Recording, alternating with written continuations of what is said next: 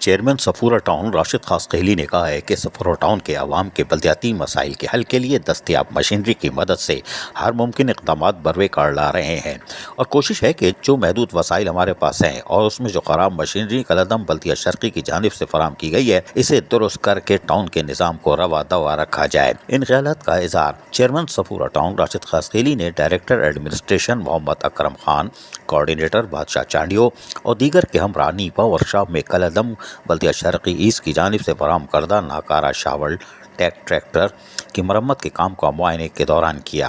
اس موقع پر انہوں نے کہا کہ مشینری انتہائی کم ہے لیکن وہ بھی خراب ہے جسے مرمت کر کے آن روڈ کیا جا رہا ہے۔ واحد شاول ٹریکٹر کو درست کر کے جہاں تک ممکن ہوگا صفورہ ٹاؤن کے مکینوں کو سہولیات فراہم کریں گے۔ انہوں نے کہا کہ مشینری کی کمی ٹاؤن کے وسائل میں پورا کرنا ممکن ہی نہیں ہے، لہذا ہر سطح پر کوشش کر رہے ہیں کہ مشینری کی کمی کو کسی طرح پورا کیا جا سکے۔ انہوں نے کہا کہ chairman peoples party Bilawal Bhutto Zardari کے ویژن کے تحت ہر حال میں دستیاب وسائل میں بلدیاتی خدمات کی فراہمی کو یقینی بنایا جائے گا اور اس کے لیے دن رات محنت کریں گے اور کر بھی رہے ہیں۔ اس موقع پر محکمہ MND کے افسران سمیت ڈپٹی ڈائریکٹر حافظ عبداللہ بھی موجود تھے۔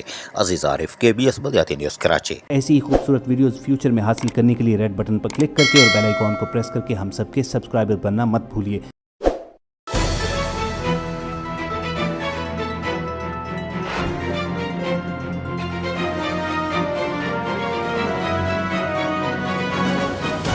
KBS بلدیاتی نیوز۔